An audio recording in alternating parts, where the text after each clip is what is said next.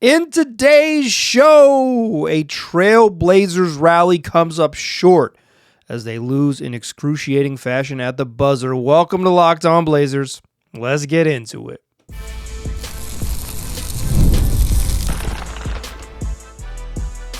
You are Locked On Trailblazers, your daily Portland Trailblazers podcast, part of the Locked On Podcast Network.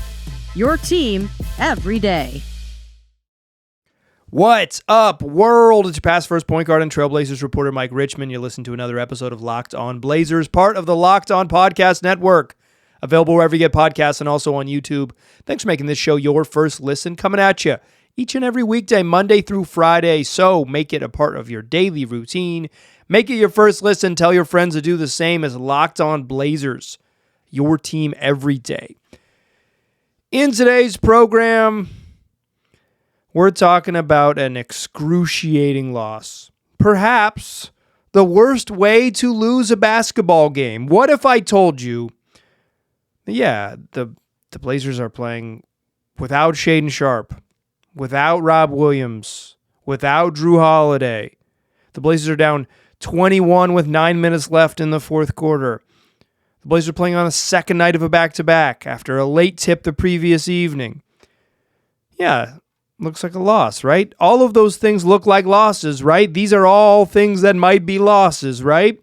Every single one of these is an element of just like, yeah, you don't have your players, not enough dudes, short turn from a game the previous evening, and you're getting walloped with 10 minutes left in the game. You might say, yeah, hey, missing your team might happen that way. But then the Blazers ripped off a 31-7 run, rallied from down 21 to have a 4-point lead with 16 seconds left, and still stinking lost. Talk about this loss to the Bulls. I think this was one of the worst ways to lose a basketball game, quite frankly. There was, the fourth quarter is really some really compelling basketball. Denny Avdia was great. Jeremy Grant was very, very good. Donovan Clingan had one of his better games of the season. I thought probably just his straight up best game of the season. And the shorthanded Blazers rallied to make what looked like a blowout something special, and they still came up short when Nikola Vucevic hit a three at the buzzer. So we'll do fastest recap in the West. We'll talk about that game and what went wrong and what went right in the fourth quarter, and then I've got some injury updates for you. We will get into all of that in today's show. Let's do what we do though. Our fastest recap in the West. Blazers up, 29-28 after one. Denny had 4 assists in the first quarter, scored 7 points. I thought his floor game was really good in this game. And I thought specifically he was really good right away because they're playing without a point guard. Maybe not because they're playing it without a point guard, but they are, giving Denny Denny sort of the ball and trying to spread the floor and let him, use his superpowers as a guy who can attack in space and make some plays. CD Sissoko gets the start in this one, his first career start in this game, and the Blazers, enjoying a 1-point lead after one. They're down 4 at halftime. The third quarter just gets away from them. It just gets away from them. They've had back-to-back really bad third quarters. They stunk in the third quarter against Phoenix. They struggled in this one. They're now 98-82, and it looks like they're headed towards another blowout. Right? At one point early in the fourth quarter, as the Blazers they find themselves 3 minutes into the fourth quarter, down 109-89 at the 9:16 mark. Ayo Dosunmu hits a bucket. Bulls are up 21. I'm starting to do the math about how Denny and Jeremy Grant just need some help. At that point, they were 16 of 28 from the floor combined. Everyone else was 19 of 61. This game was about bricks. The Blazers were dominating the possession game.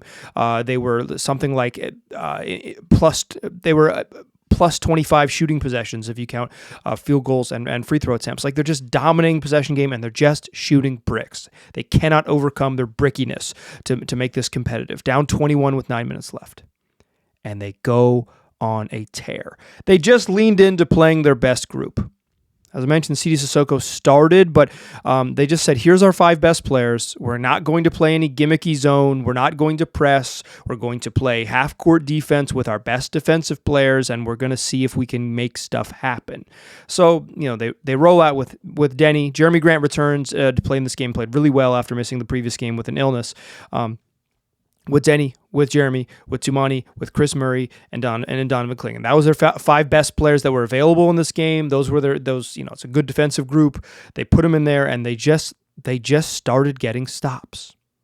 And over the next 8.5 minutes, they'd rip off a 31-7 run, culminating in a Denny Avdia 3-pointer that ties the game at 1:16 with 1:21 left.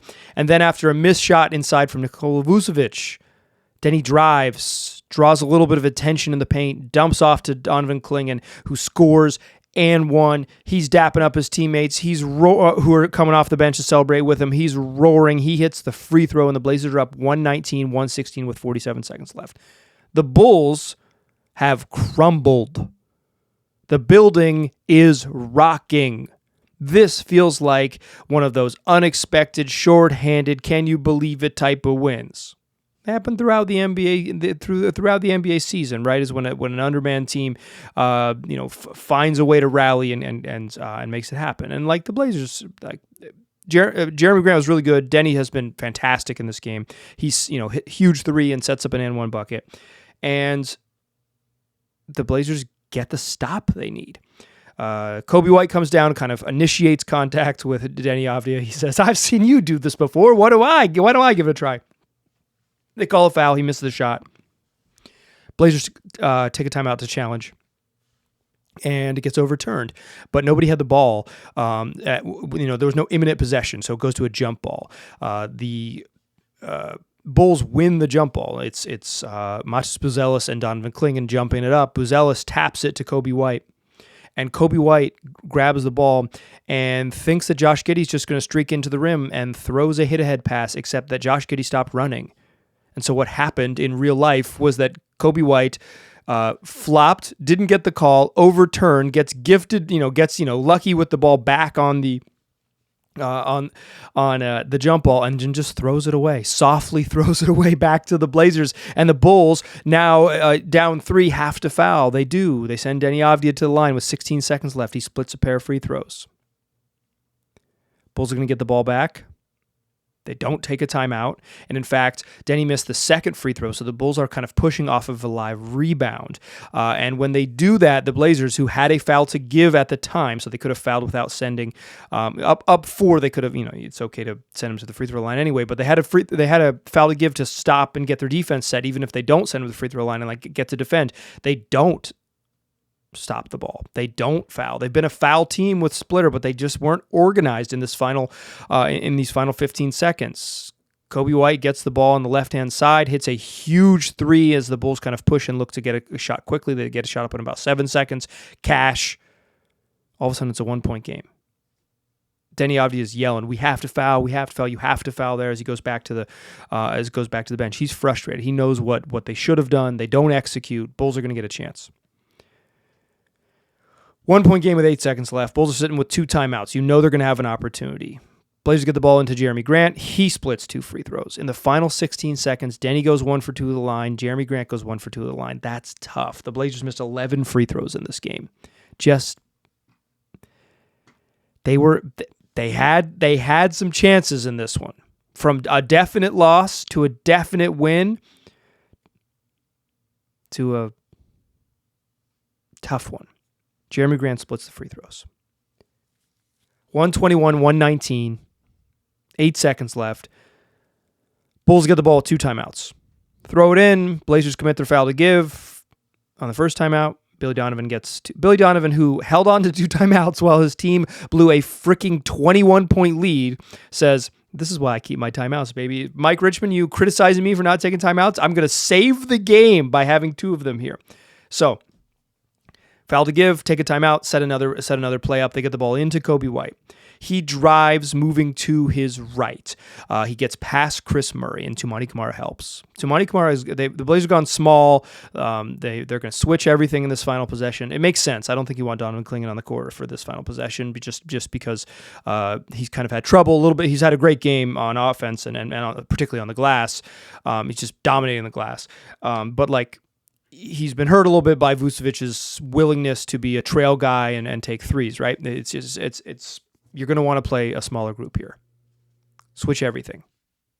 But moreover, no threes. It's a 2-point game. If they make a 2, you're still live. You go to overtime. If they make a 3, go home.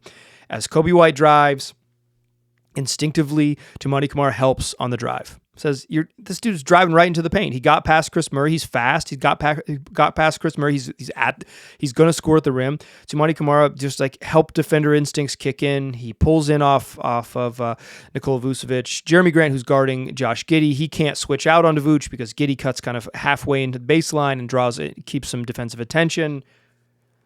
Coby White gets 2 on the ball, basically, gets an advantage, kick out. Denny Avdia is guarding Kevin Huerter, and now he's got to split the difference, right? He's got to either be between your boy Red Velvet and Vucci Mane. Bulls got a lot of good nicknames. He's kind of hugging a little more towards his own man in Kevin Huerter, which is fairly reasonable, but even if he was like a half step closer towards Vucevic, wouldn't have made much of a difference, and if he's all the way on Vucevic, then it's Kevin Huerter taking a wide open shot. So instead, Vucevic gets a really clean look at it. Left wing, cash, buzzer sounds. Vucevic talks smack to somebody sitting a couple rows back in the stands, blows that person a kiss, and the Bulls win 122-121. A deflating, excruciating, truly just a tough loss for the Blazers. A tough one. That's your fastest recap in the West. It took 12 minutes. Let's talk a little bit more about this fourth quarter, a little bit more about this final possession. And I want to appreciate how good Denny and JG and Donovan Clingan were in this game. Join me in that second segment. We will do just that. First, though, I want to tell you about Quo. Let's talk about something every business owner knows all too well: missed calls. When a customer tries to reach you and can't get through, that's money slipping away. Quo, spelled Q-U-O, is the smarter way to run your business communications so you never miss an opportunity. Quo is the #1 business phone system built for 2025, not 1995. It's simple, modern, and designed to help you communicate faster, look more professional, and stay connected wherever you're working. Quo works right from an app on your phone. It's also that same application right there on your computer. There's no extra devices, no landlines, no nothing. Your whole team can share one number and collaborate on calls and texts. So there's things you can share, like tools you can use, like a shared inbox, which means customers get help faster. Plus, it has a built-in AI that logs your calls, writes summaries, and even sets follow-ups automatically. And if you can't answer, that same tool can qualify leads. It can route calls to the right person and make sure no customer is ever left hanging.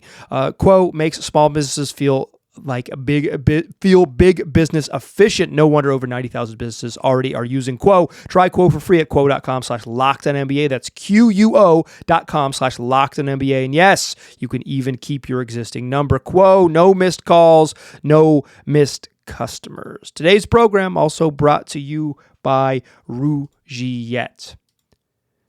Let's be real. Making excuses doesn't solve anything. You've probably heard them before. It's just stress. Just tired. Happens to everyone sometimes. So when it comes to performance, sometimes your body needs a little extra support, and that's where Rugiet comes in. Rugiet.com offers fast-acting, doctor-prescribed treatments for ED designed to help you stop making excuses and start making moves. Rugiet makes it easy to get started. You connect with a board-certified doctor. It's 100% online, no waiting rooms, no in-person appointments. If you're prescribed, your treatment ships discreetly straight to your door. The process is fast, simple, and private, and it's all handled by real doctors. It's about confidence, connection, and getting back to the moments that matter. So visit Rugiet.com/LockedOnNBA. That's RUGIET.com/LockedOnNBA to get 15% off your first order. That's RUGIET.com/LockedOnNBA. And don't forget to use my promo code LOCKEDONNBA so they know I sent you. Rugiet, stop making excuses. Start making moves. All right. So look, a legitimately very frustrating way. I think this is the worst way to lose a game. Because going into this game, like you know the deal. The Blazers have been scuffling. Shaedon Sharpe pops up on the injury report. More on him in a moment. Jrue Holiday still not back.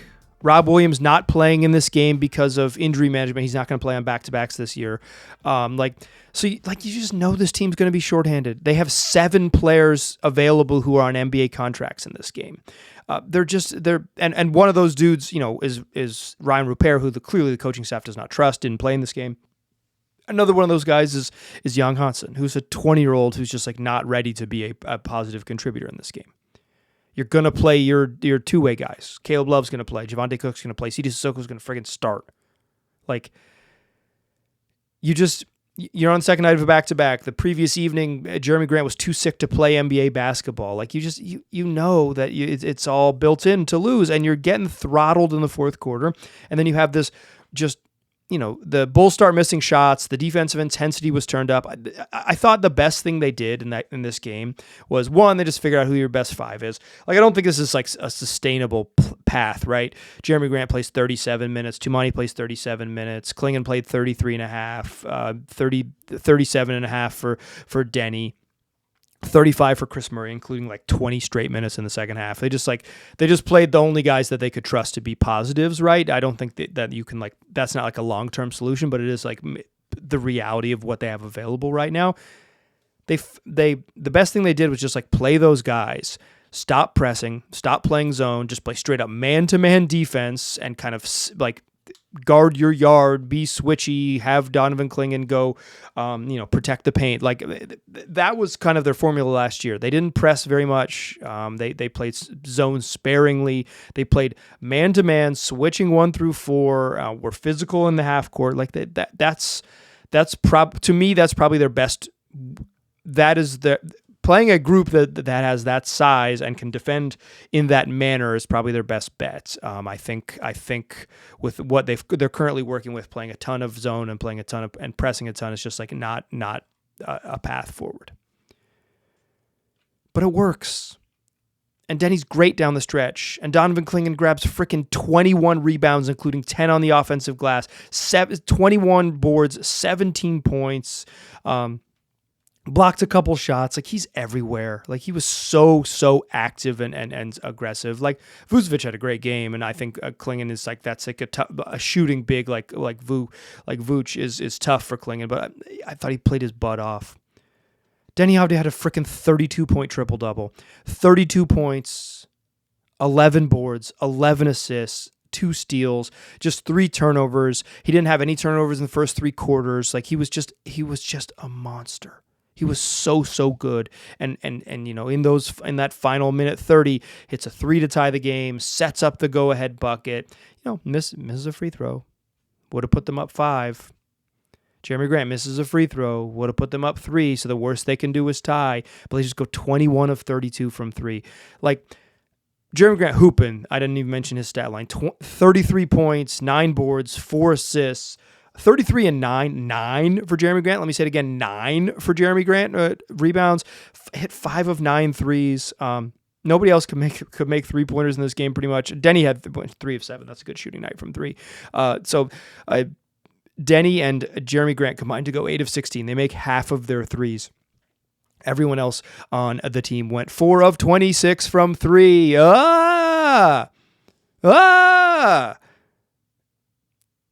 And with all the struggles and the shorthanded roster, you're right there to win this game. You're right there. You're up 4 with 16 seconds left. Brutal. Just brutal. If there is sort of a silver lining to this, and after the game, Thiago Splitter was asked, do you leave this game sort of more emboldened that your team fought hard and came back and showed some fight, or more frustrated with the loss? And he said, the loss. I want to win. And I like that answer because, there is it's nice to watch a team play hard, right? It's nice to watch a team play well. But like the Blazers don't really need like moral victories right now. Like that's like not sort of their path. I do think this was just to have Denny play the type of game he did, and have Jeremy Grant, who's had some down games recently, play the type of game he did. Like, like hyper efficient, 10 of 18 from Jeremy, the 11 of 22 from Avdia. Those dudes combined for freaking 65. Like, and a night when they really, really, really needed him. Like I said, like right away, Denny 4 assists in that first quarter. Like his floor game was on point. Like he's just playing the right way and getting and like, being exactly the type of player they need. He's really good, and he played a really, really solid game when they needed him. And yeah, they're almost out of it. They come charging back. I don't think there's like this silver lining where, hey, they're tough. They showed some grit. They showed some fight. I think they just need to find a way to win this game. There is something to be said for the discovery of we can play a certain way. We don't have to press to be good on defense. I think some of this, maybe the Bulls missing shots. They shot really well. They had a tough 8-minute stretch where they didn't shoot well. But why I say there's like no moral victories, no silver linings in this, like, sure, like that run was really enjoyable, right? I'm not trying to take away like an appreciation or enjoyment of it, but sort of in the bigger picture for the Blazers is like, we don't know when Drew Holiday's going to get back. It's unclear exactly how much time Shaedon Sharpe could miss. Sounds like, and I'll talk about this here in a little bit. Like this, like sounds like they're going to miss Scoot Henderson for weeks, several weeks longer, right? Like this stretch over the next month before Matisse gets back and potentially Scoot and Drew and Shea, it's like this stretch from like right now into Christmas or maybe the New Year. This might either keep, if the Blazers can sort of stay afloat, they're going to be a play-in team. If this, because of all the injuries they've had, kind of sinks them, then it might just be too much of a late charge to really be meaningful. Like maybe they end up 10th still and they make the play-in and whatever, they play some important games. But it felt like they were going to be like in the mix for, 10th and above and be like, hey, if we play well, we could be a team that hosts a play-in game type of thing. And that is like this month will define kind of, I think, their ultimate ceiling. And so it's like if they have aspirations, and they do, they've communicated them clearly. And I've mentioned before, I'm going to judge them on their goals. Their goals are to be a postseason team. I'll judge them on whether they achieve their goals. This month is really going to be tough. And so a game like this, where you definitely should have lost, and then all of a sudden, you definitely should have won. It's like, those 16 seconds, it's just brutal. Just brutal. I think Tumani helped too much. And I think they missed too many free throws. Denny missed a free throw. Jeremy Grant missed a free throw. Tumani Kamara helps when he shouldn't have helped. Just a really, perhaps the worst way to lose a basketball game. Inspired just enough hope to make it hurt. As that's brutal. Okay, let's injury updates. As long when it rains it pours. Let's talk about some injury updates because that's a thing we have to talk about with the Trailblazers these days. Join me in that third segment. We'll talk Scoot. We'll talk Shaedon Sharpe, and kind of where the Blazers are with the roster. Join me there. Before we do that, though, let me tell you about SKIMS. When SKIMS announced they were making underwear for men, a whole men's line of undergarments, the reaction out there made perfect sense. People have been talking about SKIMS and the great comfort of those underwear for years. But you might, be stuck in your ways. You say, I'm not going to change brands. I like what I like. But then SKIMS sent me over a couple pairs, and I said, this stuff is truly, truly comfortable. They're designed to feel good, fit right, stay put, No slipping, no sagging, no adjusting. Genuinely great underwear that makes you feel confident and comfortable. I've said this a bunch and I'll say it again. The most important thing and the best compliment you can pay to a pair of underwear is that they're very, very comfortable, and then you don't notice them, and that's what you're going to get. That's what you're going to get with Skims. You're going to put on some super duper comfortable underwear, and then you're going to go about your day, whether you're having a super active day, hitting the gym, running around, all of those things, or if you're just chilling, hanging at home and working your desk job, you're going to be super comfortable. You're not going to notice your undergarments. You're going to have a great day. Skims makes underwear for everybody, so you can shop all of their lines of products, whatever you're looking for, plus their men's lines as well. Right now, all of it, they're available for you at skims.com. And when you place your order, choose podcast in their post-purchase survey and select my show from the drop-down menu to let them know I sent you. Plus, the Skims Holiday Shop is open, so if you're looking for the perfect gift this season, Skims has you covered. Today's show is also brought to you by the YMCA. That's right. The YMCA of Columbia-Willamette believes everyone deserves to find their place to play because play connects us, strengthens us, and brings our community together. Through the 3 pillars of the YMCA Columbia-Willamette, that's youth development, healthy living, and social responsibility, the Y is your local nonprofit helping people of all ages move, grow, and belong across the Portland and Vancouver metro area. You'll find 6 courts and a full fitness center at the Beaverton Family Y. You'll find families swimming or playing pickleball together at the Clark County and Sherwood YMCAs, plus family activities all year long, brand new workout equipment at all 3 branches, and so much more. And with YMCA camps, childcare, and enrichment sites throughout the region, the Y gives kids safe, fun spaces to learn, play, and build. You're going to get that confidence that the Y brings all year long. So find your play at the Y. You can visit ymcacw.org/pod. That's ymcacw.org/pod, or follow them on YouTube and Instagram at YMCACW.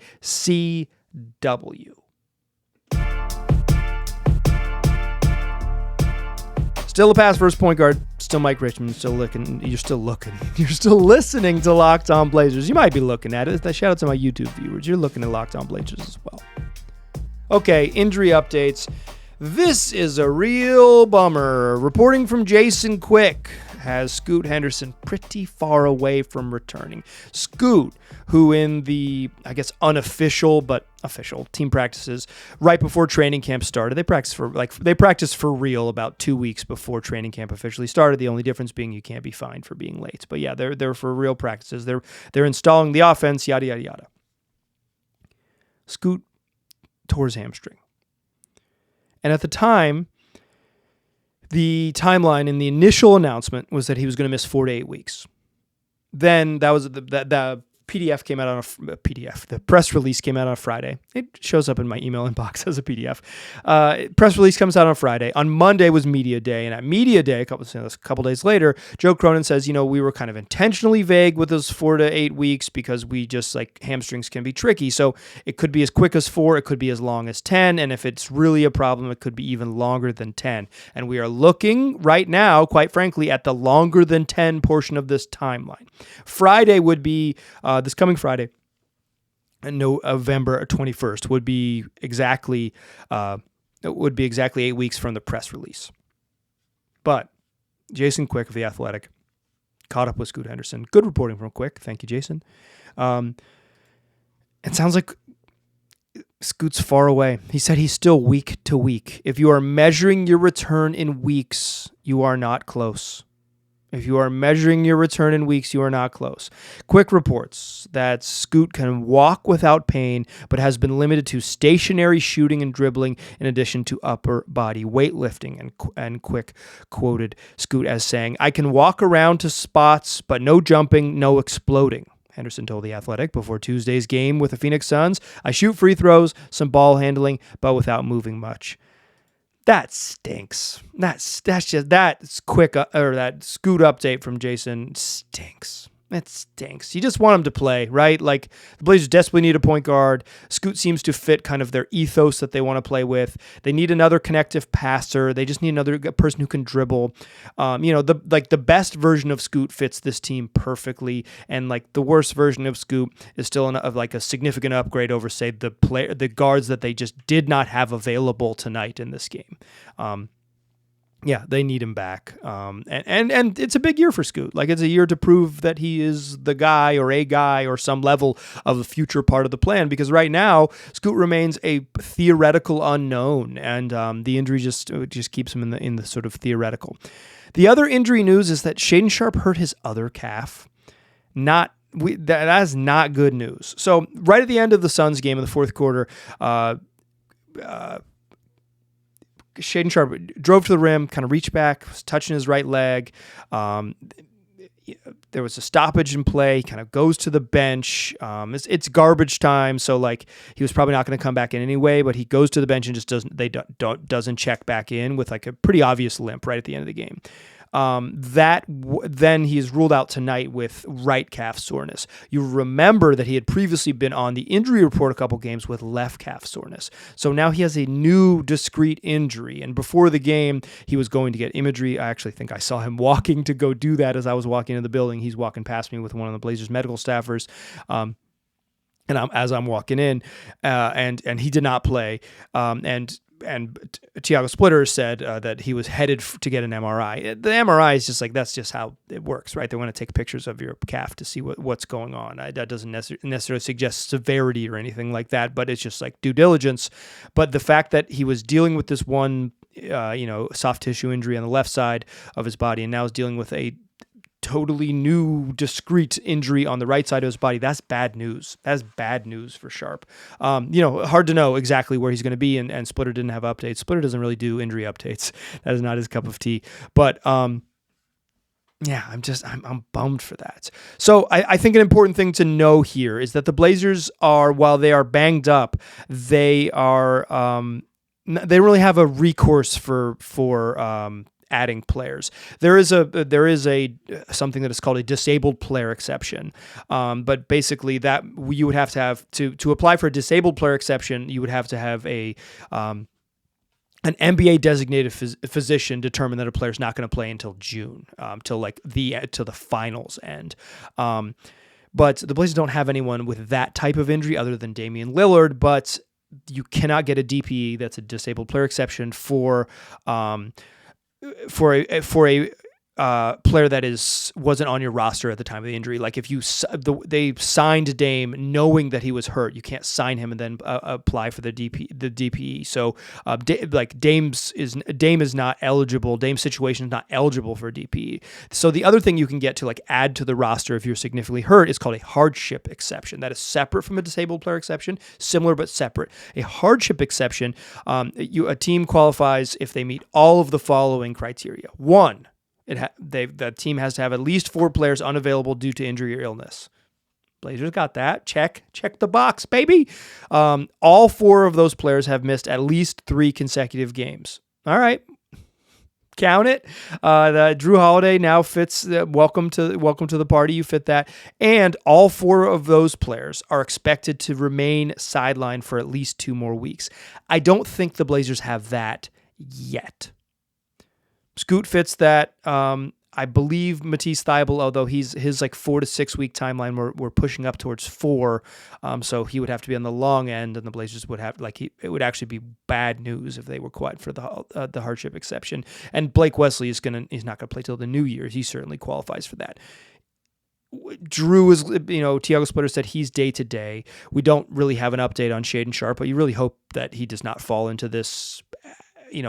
First of all, they'd have to wait till he misses 3 more games and then apply, and it would be three games.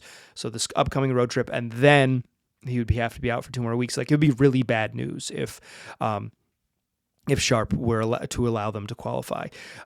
So like, if you do have this hardship exception, you have the ability to sign a free agent to a 10-day contract even if your roster is full. So that's why it's important. So like the Blazers roster is full. They couldn't even use the disabled player exception if they were eligible for it because the roster is full, and you don't get it doesn't create a roster spot. The hardship exception would, but the Blazers are not currently eligible for that. So basically all of this is to say is that bummer news on Scoot, bummer news on Shaedon Sharpe, and the way the NBA's rules work, there is no recourse for adding more players right now. Dang it.